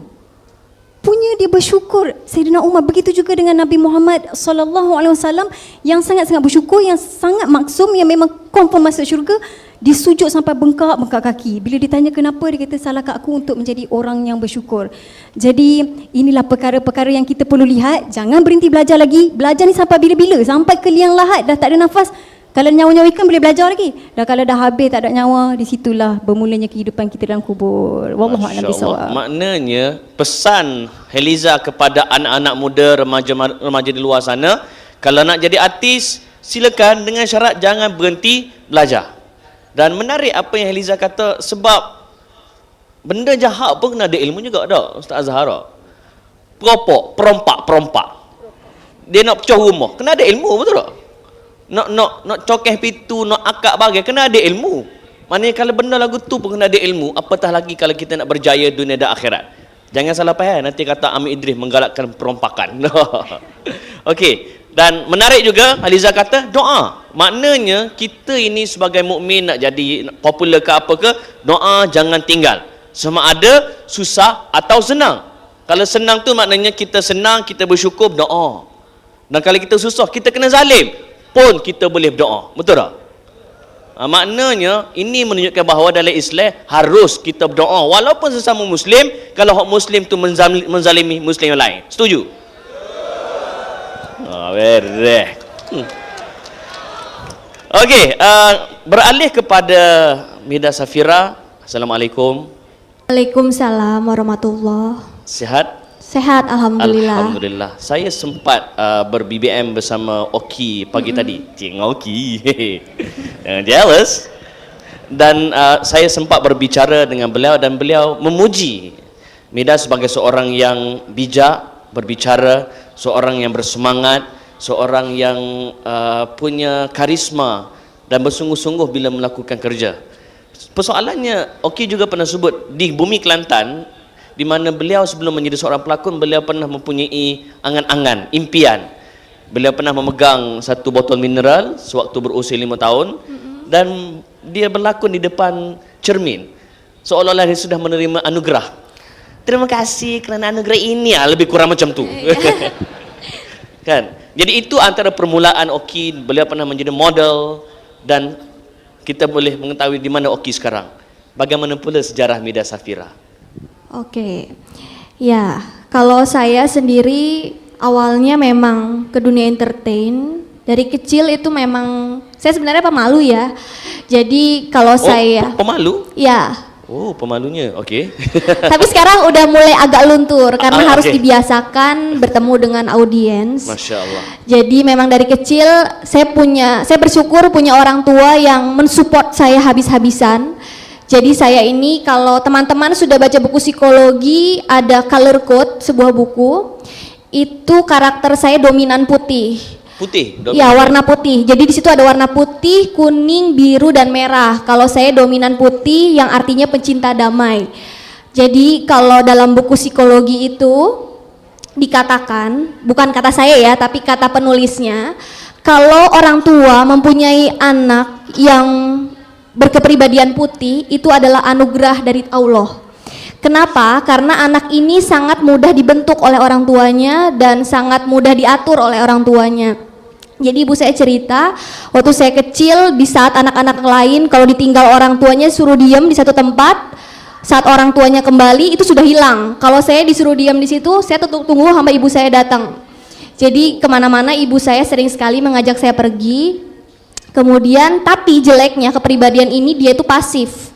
Jadi dia membiarkan hidup dan cintanya itu pergi berlalu kalau memang dia tidak ingin mengusahakannya. Karena itu dia perlu orang-orang di sekelilingnya yang punya kepribadian atau kode warna yang lain. Salah satunya mungkin warna merah yang sangat berambisi dan yang sangat menginginkan perubahan yang luar biasa untuk hidupnya. Jadi saya bersyukur sekali punya orang tua yang mensupport dari kecil. Saya pemalu tapi orang tua saya selalu membiarkan saya tampil di depan umum dalam perlombaan, kemudian dalam acara-acara anak kecil, kemudian saat saya beranjak remaja, orang tua saya juga meminta saya untuk aktif. Jadi sebenarnya saya ini kalau di dunia selain pendidikan, saya memang pemalu, tapi kalau di kelas saya usahakan saya berikan yang terbaik. Karena apa ya? Hanya itu yang bisa saya berikan kepada orang tua saya. Kemudian hanya itu yang mampu saya lakukan gitu. Jadi akhirnya orang tua saya saat membaca berita ada audisi Ketika Cinta Bertasbih, kebetulan itu di tahun 2008 bulan Juli, saya memakai jilbab di bulan Februari tanpa saya tahu ada audisi Ketika Cinta Bertasbih. Kemudian orang tua saya suruh ikut, saya nggak mau karena saya pemalu dan saya merasa kayaknya bukan bidang saya karena saya lebih concern ke pendidikan. Akhirnya melihat orang tua saya memaksa, akhirnya saya coba ikut dan saya jalani dalamnya. Saya rasa oh ternyata teman saya banyak yang baik. Itu membuka paradigma di pemikiran saya bahwa saya tidak ada apa-apanya selama ini, bahwa selama ini kalau saya merasa hebat itu salah. Banyak orang yang lebih baik daripada saya, yang sehingga itu memotivasi saya. Dan seperti yang dikatakan Heliza, doa itu merupakan senjata orang beriman. Jadi saat itu saya berdoa kepada Allah, kalau memang Allah merasa saya di tempat yang baik untuk bisa lolos audisi ini, tolong mudahkanlah ya Allah. Tapi kalau tidak, tolong gantikan saya di tempat yang lebih baik menurut Engkau. Saya selalu berdoa seperti itu. Jadi saya tidak punya angan-angan bahwa saya harus dapat nih peran ini, enggak. Jadi saya hanya meminta kepada Allah, zat yang maha mengetahui yang terbaik untuk hambanya, berikan saya yang terbaik dan berikan saya keikhlasan untuk menerima semua kehendak-Mu. Dan akhirnya saya bisa menerima peran tersebut. Tapi ini di balik layar saya diceritakan, dan ini teman-teman harus yakini bahwa kalau Allah berkata jadilah maka jadilah. Jadi sebenarnya saya ini tidak ada di dalam gambaran para dewan juri. Jadi saat itu ada kita yang lolos audisi itu dikelompokkan menjadi 24 orang, harus ditampilkan di koran nasional di Indonesia, itu harus 24 orang, tapi juri baru dapat 23 orang. Akhirnya juri buka-buka kurikulum vitae, cari yang kira-kira cocok dari wajahnya, ambil. Nah itu foto saya. Jadi foto saya itu di menit terakhir. Yang penting ia comel. Enggak, jadi asal ngambil juri. Jadi memang saya segitunya. Jadi memang asal ngambil di menit-menit terakhir nama saya dimasukkan. Jadi memang kalau Allah, dan saya meyakini bahwa jalan saya masuk ini, kalau saya perhitungan matematis itu kecil, persenan saya kecil dibandingkan teman-teman saya yang lain. Tapi kalau hitung-hitungan Allah berkehendak saya harus masuk, saya masuk, alhamdulillah. Tapi saya yakin bahwa selain rezeki, selain kesempatan, berkah yang Allah berikan, Allah pasti ingin menguji saya sampai sejauh mana saya bisa bertahan di sini. Tapi saya bersyukur selain saya bisa berperan dengan baik, saya bisa bertemu dengan lingkungan yang baik seperti Haliza bilang, yang lingkungan yang memotivasi. Karena kalau kita ingin melihat orang, lihatlah temannya. Ibarat kita kalau punya teman penjual parfum, pasti kita kena wanginya. Tapi kalau kita berteman dengan penjual daging, pasti kita kena bau amisnya. Jadi seperti itu, saya bersyukur bisa berteman dengan Oki, Holidi, Arsyil yang menjadi Furqon. Adakah mereka ada bercerita tentang Kelantan sebelum Meda datang ke Kelantan? Ya, Oki pernah cerita. Apa ceritanya? Kemudian dia senang di sini, kemudian dia bertemu dengan banyak wanita yang menginspirasi Oki, dan dia membuat saya juga, saya pengen juga ke situ gitu kan. Jadi tapi Allah memberikan jalan tersebut. Dan akhirnya saya bisa sampai di sini. Tapi teman-teman perlu tahu, saya tidak serta-merta mudah masuk ke dalam dunia entertain. Sebelumnya saya saat kuliah, mungkin teman-teman yang lain di Indonesia itu libur cuti itu hari Sabtu dan Minggu. Di saat teman-teman saya lain libur atau cuti kuliah, saya kerja part time. Kerja part time itu saya dibayar 29.500 selama 8 jam atau sekitar 10 ringgit 8 jam. Jadi orang tua saya sebenarnya mampu, saya bersyukur punya orang tua yang mampu membiayai saya, mampu menafkahi saya dengan baik. Tapi saya orangnya penasaran sebelum saya coba bekerja itu seperti apa. Dan mungkin kita tidak boleh meremehkan hal-hal kecil, karena dari hal-hal kecilnya sebenarnya awal mula sesuatu yang besar. Dan akhirnya saya terus berusaha dan terus berjuang. Karena apa? Kita, kalau saya mengutip salah satu pepatah Jepang, visi tanpa eksekusi itu lamunan, eksekusi tanpa visi itu mimpi buruk. Jadi kalau kita punya visi, coba kita eksekusi. Kalau kita cuma punya eksekusi tanpa visi, itu mimpi buruk buat kita. Sehingga saya terus mengejar mimpi saya. Karena saya ingin menjadi dosen, insya Allah saya harus belajar dengan baik. Di samping saya juga harus profesional menyelesaikan pekerjaan saya di dunia entertain dengan baik. Dan alhamdulillah, kalau teman-teman tahu, saya kuliah di Bandung, syuting saya di Jakarta, itu jarak Bandung sampai Jakarta 3 jam. Saya syuting sampai jam 3 pagi, sedangkan jam 7 pagi saya harus kuliah. Jadi itu perjuangan yang sangat berat. Tapi kalau selama kita mempunyai visi yang jelas seperti tadi saya katakan, dan punya tekad yang kuat, manjada wajada, kalau kita bersungguh-sungguh kita pasti mendapatkan apa yang kita inginkan, tentu dengan perkenan dari Allah. Dan alhamdulillah kemarin saya bisa lulus cum laude kuliah. Jadi apa ya, sesuatu yang terkesan sulit, tapi kalau kita cinta, karena kalau kita mencintai suatu bidang, kita menyenangi suatu bidang, dan kita ikhlas, dan kita hanya mengharapkan ridho Allah, percayalah bahwa banyak sekali pertolongan Allah dalam kehidupan kita. Masya Allah. Maknanya apa yang Mida sebut visi itu perlu ada eksekusinya. Kecik Indon. Maknanya visi itu maknanya matlamat, impian. Perlu ada execution, perlu ada pelaksanaan. Jangan kecek saja. Kecek dia pula. Jangan bercakap sahaja. Jangan ngomong semata-mata. Ya, jangan jadi NATO, no action, talk only. Ya, kalau kita nak pada Islam, biar tentu kita buat Islam betul-betul. Setuju? Baik. Okey, itu bicara Haliza dan Mida Safira. Nak kembali pada Ustaz Azhar. Bercakap tentang hiburan Ustaz Azhar, masih ada orang yang menganggap bahawa hiburan ni hare tok-tok. Tak ada sebarang toleransi. Hiburan ni hare. Boleh buat pantun. Hiburan ni hare. Jadi persoalannya Ustaz Azhar, adakah di sana tidak ada ruang langsung Islam membenarkan hiburan? Sebab banyak sirah berlaku Nabi Muhammad SAW pergi ke rumah bertemu Aisyah dan nampak wanita sedang menyanyi. Sayyidina Abu Bakar kata ini sorok-sorok setan. Tapi Nabi Muhammad SAW tak marah pun. Dia kata tak apa, teruskan. Gapo indikator di sebalik hadis ini? Adakah ini menunjukkan bahawa ada ruang untuk kita berhibur? Ustaz Azhar, silakan. Terima kasih. Sama-sama. Baik, masalah ada lagi suara-suara yang mengatakan hiburan haram. Bila hiburan haram. Baik. Yang pertama sekali saya nak sebut perkataan tu memang salah. Hiburan ni daripada perkataan hibur. Lepas tu tambah ang, hiburan. Macam buah tak ada asap rambut, tapi tambah ang jadi buah rambut tang. Jadi bila kata hiburan itu haram, tak kena sangat. Orang yang kata hiburan ni haram sama macam orang kata rapuang haram. Rapuang mana hukum? Haram. Dah tu ayahmu nikah dengan makmu. Itu nikah. Tidak faham. Jadi bukan rapuang haram, tetapi tidak nikah seperti nikah baru haram.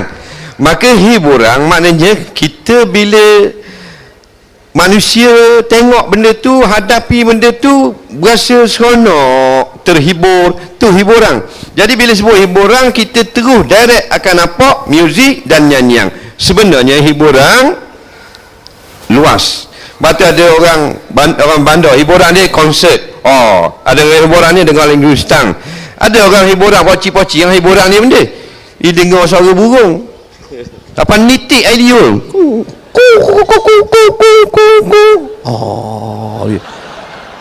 Terhibur. Jadi hiburan bukan haram. Jangan kata hiburan haram. Macam bank haram. Itu salah. Bank bukan haram. Yang haram adalah benda yang diharamkan dengan sebab tertentu. Kadang-kadang kita kata dia ni pinjam, beli rumah dia pinjam, dia hutang. Haram. Tok guru saya kata hutang haram. La ilaha illallah. Ni derah sangat. Nampak? Lepas tu kalau tak pandai, duduk diam, jangan bising. Tidak nampak sangat tak pandai. Bukan hutang. Hutang tak haram. Kalau hutang haram, tak ada bab hutang dalam kitab fiqh. Dan kan dalam hadis-hadis membenarkan hutang. Yang haram berhutang dengan bank dengan cara riba. Baru haram. Bank bukan mana haram. Bank tempat sipang pitih. Kalau mu ada pitih, tak ada sudah. Itu mana bank. Mana hiburan, tak kira lah. Orang ni berhibur dengan apa? Tengok anak-anak. Hiburan juga. Anak-anak tu hiburan. Di balik dia tengok anak dia. Seronok anak dia menari, kakak kecing, kakak geluling, kakak berok. Terhibur hati dia. Nak tengok muka mak dah jadi hiburan, macam meweh tak mau muka. Jadi tengok anak hiburan. Ada orang terhibur dengan tengok lombok. Dia tengok ombak mari dum tadi hati dia merana, sekarang sudah bahagia melihat hebatnya Allah atur satu demi satu ombak. Ombak menjadi hiburan, mana menghiburkan dia daripada gundah gulana. Jadi kalau kata hiburan itu haram, benar-benar orang ni memang tidak ada ilmu dalam perkataan. Ataupun dalam percakapan, apatah lagi dengan hukum syarak. Baik. Yang kita selalu dengar iaitulah perbahasan mengenai muzik. Seperti yang saudara Amin kata tadi. Jadi kenapa dan apa hukumnya tentang muzik dan nyanyian? Masalah ni tidak akan selesai kerana telah pun diselesaikan oleh ulama-ulama. tak akan selesai kalau kita bakit balik. Jadi benda yang telah siap dia tidak akan selesai. Sebab tu dia ada pandangan yang agak kontroversi. Seperti semuanya haram. Dia sebut muzik semua haram. Kalau nyanyi semua haram. Ada pandangan yang mengatakan boleh. Boleh muzik, boleh nyanyi, tak ada masalah sikit pun. Dan ada pandangan yang berdiri di tengah-tengah. Muzik dibolehkan, alat muzik dibolehkan, nyanyian dibolehkan dengan syarat patuhi hukum syarak. Sebab itulah bukan kata muzik. Datang agama Islam, dia kawal semua benda supaya tak lopak pagar. Dalam bab berjual beli, jangan langgar peraturan Islam. Kalau tidak, haram jual beli. Dalam bab sewa menyewa, jangan siapa langgar. Kalau tidak, haram sewa menyewa. Begitu juga dalam bab hiburan. Jadi orang kata, tak, muzik ni memang haram sungguh. Dalil hadis Bukhari yang Cik Amin kata tadi, Nabi tengok orang perempuan nyanyi, Nabi biar. Kenapa hadis ini tidak digabungkan dengan hadis yang sangat popular tentang haram? La yashrabanna ta'ifatun min ummati al-khamra wa yastahilluna al-ma'azifa al-hadis. Setengah lagi mereka akan minum arak dan ada yang menghalalkan muzik. Betul, hadis ini mengatakan haram. Tetapi hadis Nabi membenarkan muzik juga ada. Akhirnya dua, hadis boleh, hadis tak boleh. Ulama pun jamak, iaitu jangan sampai ada arak, jangan sampai ada suara-suara yang diharamkan bernyanyi, jangan sampai dok semayang dan sebagainya. Jadi kalau semata-mata muzik haram, semata-mata nyanyi terus haram, maka banyaklah sia-sia perkataan-perkataan ulama. Sedangkan manusia sangat seronok dengan hiburan, dan berhiburlah dengan apa saja pun selagi tidak ada nas sebut dengan jelas. Orang-orang pandai dia tengok konsert rap, dia terhibur dah. Tapi kalau pocik-pocik kapung ni duduk alik-alik bacuk, dia dengar lagu rap tak jadi apa dia? Kelepak lagu nate apa gini. Dia pun pasang kaset masuk yo. Alik ulu, alik ile, alik jatuh, alik naik, tak kelepak dalam air. Suka sangat dia. Jadi hiburan. Jadi jangan lagi kita duduk balah, kerana ulama telah simpan masalah khilafiyah seperti ini dalam kitab-kitab fiqh. Jadi jangan sampai muzik menyebabkan turun kemurkaan Allah, lupa pada Allah, sampai jadi black metal, thrash metal, dengan lagunya syirik, dengan lagunya memuja syaitan dan seumpamanya. Balik kepada asal kita manusia, fitrahnya ada hiburan, ada sokang, ada hobi, ada nikah kahwin, berjual beli dan sebagainya. Maka turun pula Al-Quran yang datang sebagai peraturan-peraturan yang dalam kehidupan kita, kita ikutlah peraturan itu, baru dikatakan orang yang beragama. The way of life, cara kita hidup, cara kita segala-galanya. Bangun pagi kita tak lepas daripada Quran dan hadis, dalam berhibur tak lepas daripada Quran dan hadis, dalam kita duduk di pejabat tak lari daripada Quran dan hadis, dalam kita berforum dan sebagainya, bersokan sebagainya, taatlah perintah. Jangan sampai segala-galanya Allah murka kepada kita. Wallahu a'lam. Masya-Allah. Dan Nabi Muhammad sallallahu alaihi wasallam mengajar kita bila hujan turun, dia ajar kita dengan satu doa. Doa gapo? Allahumma sayyiban nafi'ah. Ya Allah, berilah kami hujan turun dengan manfaat. Dan saya yakin dan percaya hujan yang sedang turun pada malam ini adalah hujan yang penuh manfaat, yang bakal menjadi saksi di hari akhirat kelak bahawa wajah-wajah inilah yang sanggup berhujan demi untuk menadah ilmu daripada orang-orang yang hebat. InsyaAllah bakal menerima pahala dari Allah Subhanahu Wa Taala. Betul? Bukti dah hujan. Bisa. Well, you know. Bisa. Jadi kita doa ramai-ramai boleh. Allahumma sayyiban nafi'ah. Ya Allah, turunkanlah hujan yang bermanfaat. Tak ada selalu beres. Alhamdulillah, Allah merestui perhimpunan kita pada malam ini. Takbir. Okey, beralih kepada dua panelis untuk round terakhir, sebab masing-masing ada persembahan insya-Allah dari Ustaz Azhar dan Mida Safira insya-Allah, iaitu saya nak bertanya kepada Heliza Hilmi, di mana saya ingat lagi jelas dengan fikiran saya suatu ketika dahulu di KB Mall Masa tu buat pertama kali saya menjadi moderator kepada bicara selebriti yang menggandingkan Farah Adiba dan Wardina Safia serta Habibur Rahman Al-Shirazi.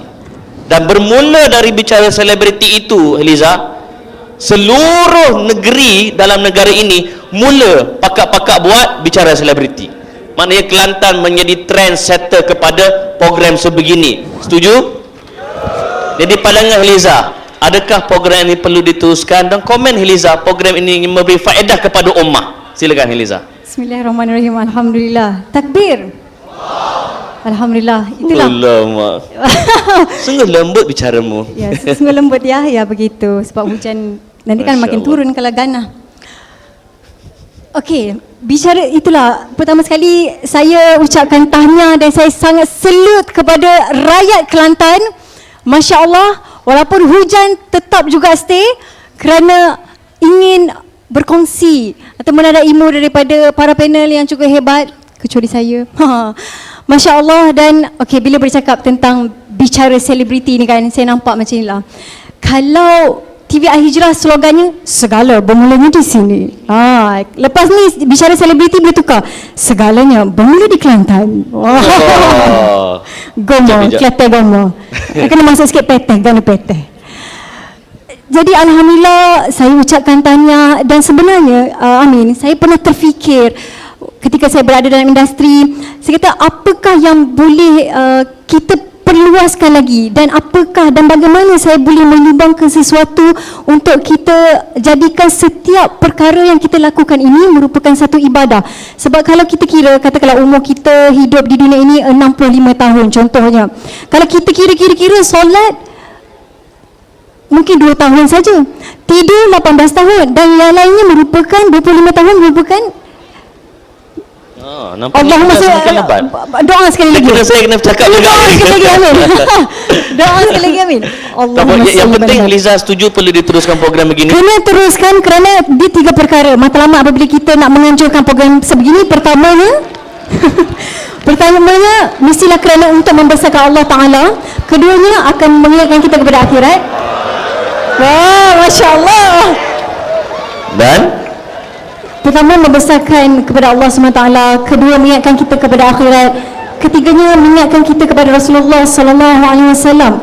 Dalam aktiviti sebegini tiba-tiba kita berzikir Subhanallah, Maha Suci Allah, Alhamdulillah, segala puji bagi Allah, Allahu Akbar, Allah yang maha besar, segala puji hanya untukmu.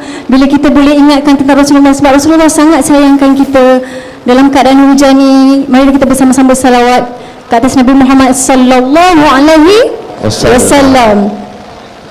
Andai Rasulullah masih ada, semerbaklah haruman baginda, setiap jiwa ingin bersamanya, Nur Muhammad terus bercahaya. Kan nanti kita lebat pula. Melebat tak berhenti sampai besok. Wallahualam. Allahu Akbar. Baik, akhir sekali kepada Mida Safira. Mida pernah bertemu dengan Tuan Guru Ni Abdul Aziz tengah hari tadi, Menteri Besar Kelantan. Apa komen Mida apabila menyaksikan sendiri Menteri Besar Negeri Kelantan? Silakan. Ya, itu suatu kehormatan untuk saya bertemu dengan pemimpin, mungkin salah satu pemimpin yang bisa dijadikan contoh untuk kita semua nanti. Semangat ya, bisa dijadikan contoh untuk kita nanti kalau seandainya kita bisa menjadi pemimpin. Beliau pemimpin yang tawadu, kemudian tadi saya mendengar cerita bahwa beliau ini hanya mengambil gaji pokok saja, sisanya diinfakkan. Saya jadi teringat dengan sahabat Rasul.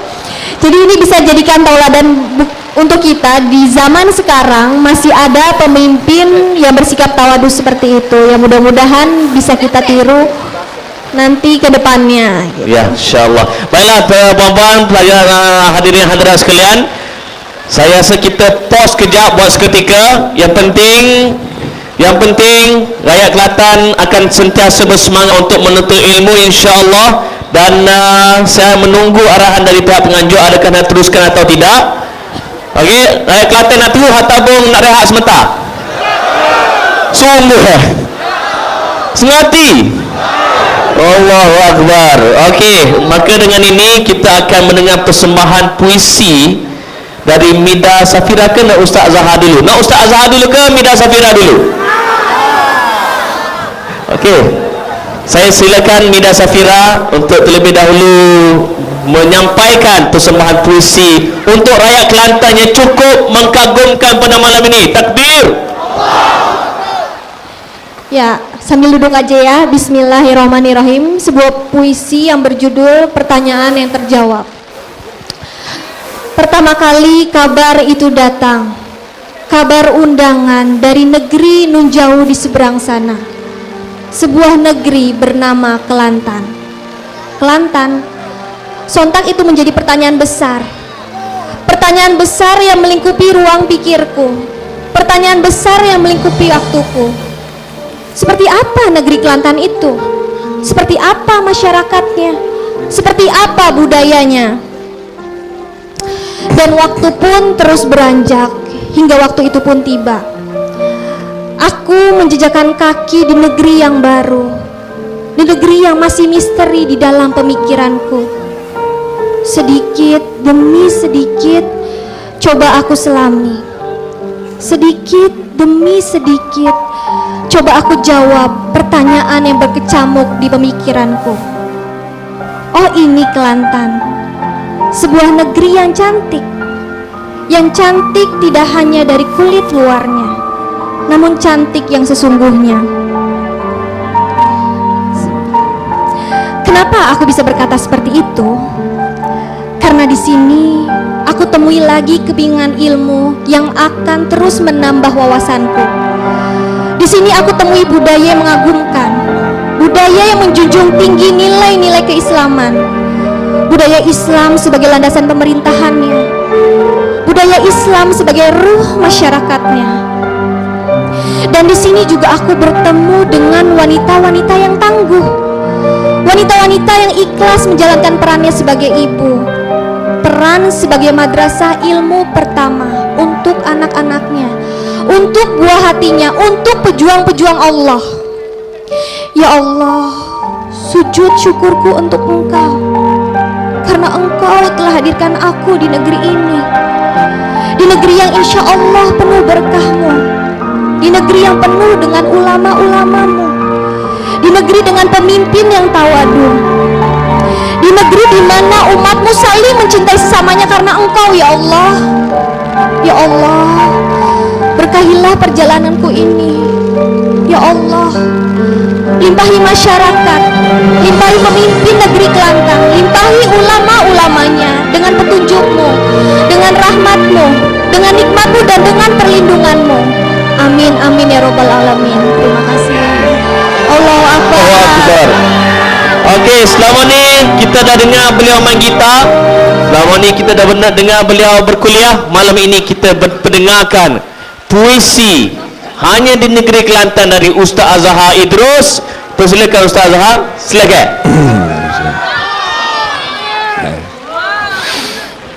Derita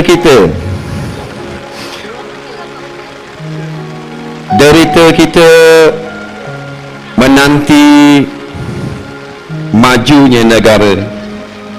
Derita kita kerana jualan di kedai yang kurang memberangsangkan. Derita kita belum dapat bantuan subsidi. Derita kita kerana anak tidak lulus periksa. Derita mereka apabila anak-anak mereka menjadi kubu daripada ditembusi oleh peluru-peluru Yahudi yang merobek kulit, mengeluarkan isi perut anak-anak kecil yang tidak berdosa.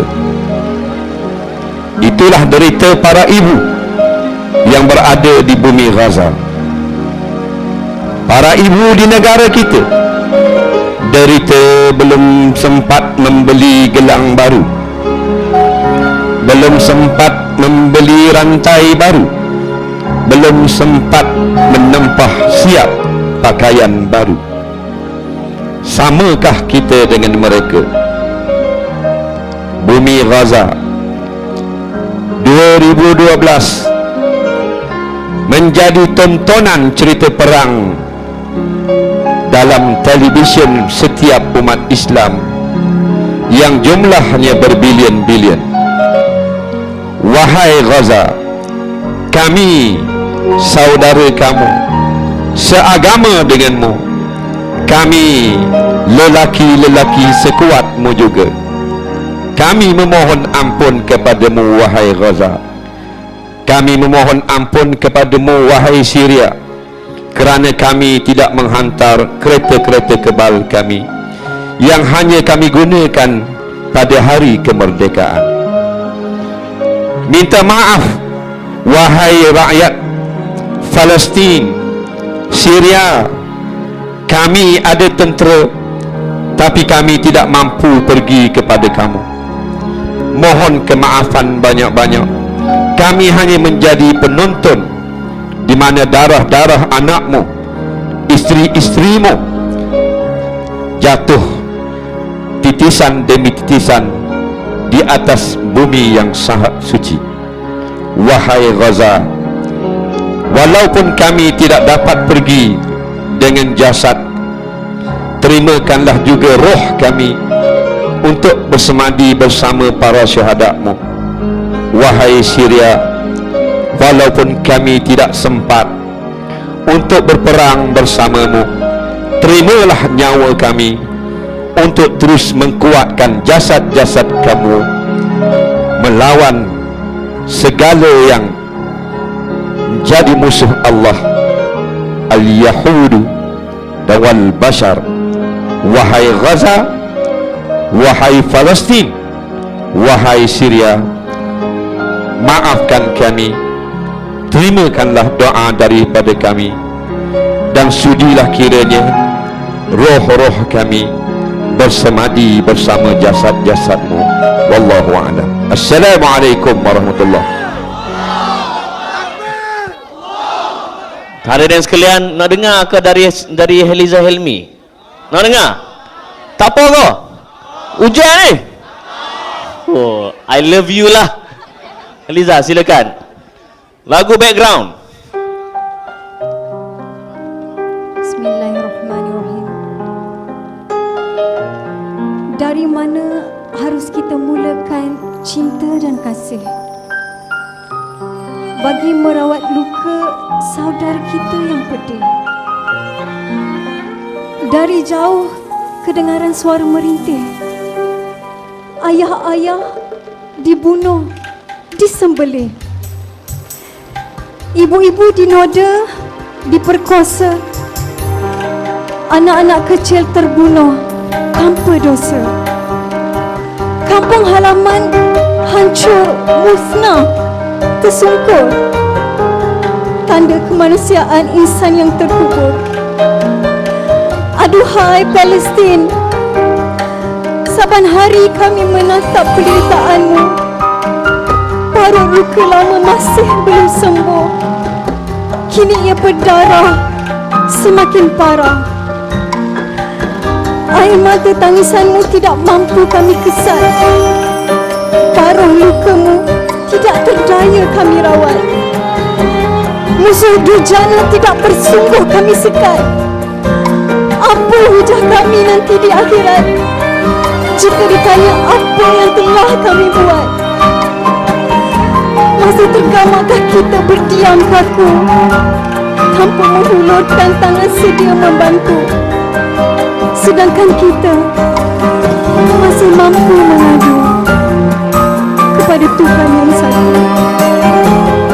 Ya Allah, dengarkanlah rintihan ini. Buat saudara yang kami kasihi, hentikanlah segala kesedihan dan penderitaan. Kami merayu dengan penuh harapan, hancurkan kezaliman, musnahkan penindasan, hantarkan pertolongan, pasakkan keyakinan. Semoga ia berakhir dengan kemenangan. Takbir, takbir, takbir. Terima kasih. A'udzubillahi minasyaitonirrajim. Bismillahirrahmanirrahim. Allahumma inna naj'aluka fi nuhuri a'da'ina wa na'udzubika min syururihim. Allahumma baddid syamlahum wa farriq jam'ahum wa syattid kalimatahum wa zalzil aqdamahum wa sallit alaihim kalban min kilabik. Ya Qahhar, Ya Jabbar, Ya Muntaqim, Ya Allah, Ya Allah, Ya Allah. Allahumma ya munzilal kitab wa ya mujriyas sahab wa ya hazimal ahzab, ihzimhum wansurna alaihim, ihzimhum wansurna alaihim, ihzimhum wansurna alaihim. Allahumma ansuril Islam wal muslimin wal mujahidin fi Palestin. Allahumma ansuril Islam wal mujahidin. Allahumma ansuril Islam wal muslimin fi Gaza. Allahumma ansuril Islam wal muslimin wal mujahidin fi kulli makan fi Malaysia. Ya Allah ya Rahman ya Rahim. Sallallahu ala ali Muhammad wa ala alihi wa sahbihi wasallam. Walhamdulillahi rabbil alamin. Takbir, takbir, takbir. Sekian dari saya malam ini. Maka saya melancarkan tabung derma untuk Palestin yang akan diikuti oleh unit amal. Pastikan anda takkan pulang tanpa menghulurkan bantuan untuk sahabat kita di bumi Gaza, Palestin. Assalamualaikum warahmatullahi wabarakatuh. Tepukan untuk semua panel kita pada malam ini. Dan longan takbir penuh semangat yang terakhir. Takbir. Assalamualaikum warahmatullahi wabarakatuh.